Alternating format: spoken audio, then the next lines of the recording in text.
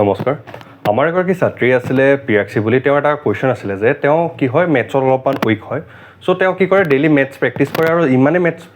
practice কৰে যে তেওঁ বাকী সময়ত কি কৰিব নোৱাৰে বাকী ছাবজেক্টকেইটাত সময় দিব নোৱাৰে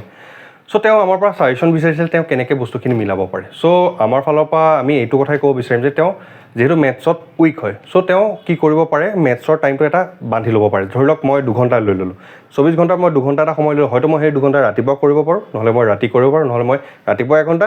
আৰু নহ'লে ৰাতি 1 ঘণ্টা চ' মই টোটেল 2 ঘণ্টা যদি লৈছোঁ মই সেই 2 ঘণ্টাই মই কি কৰিম মেথছ কৰিম তাৰ বাহিৰে মই বেছিকৈ মেথছ নকৰোঁ ফাৰ্ষ্ট হৈ গ'ল সেইটো ছেকেণ্ড নহ'লে তেওঁ এটা কাম আৰু কৰিব পাৰে তেওঁ যিমানখিনি কনচেপ্ট আছে গোটেই কনচেপ্টখিনি ক্লিয়াৰ কৰি ল'ব পাৰে কনচেপ্টখিনি ক্লিয়াৰ কৰাৰ পিছত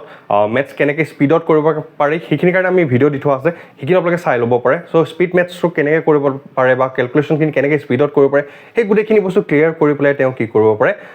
ডেইলি 2 ঘণ্টা সময় কি কৰিব পাৰে প্ৰেক্টিছ কৰিব পাৰে চ' তাৰ কাৰণে তেওঁ কনচেপ্টখিনি ক্লিয়াৰ কৰিব লাগিব আৰু সেই কনচেপ্টখিনি যিমান পাৰে সিমান সোনকালে কি কৰিব লাগিব ক্লিয়াৰ কৰিব লাগিব তেনেকৈ গোটেইখিনি বস্তু তেওঁ যদি মেনেজ কৰিবলৈ যায় তেওঁ গোটেইখিনি ছাবজেক্ট কি হ'ব আৰামছে ক্লিয়াৰ হ'ব বা আৰামছে তেওঁ কি কৰিব পাৰিব পঢ়িব পাৰিব কমপ্লিট কৰিব পাৰিব ঠিক আছে ধন্যবাদ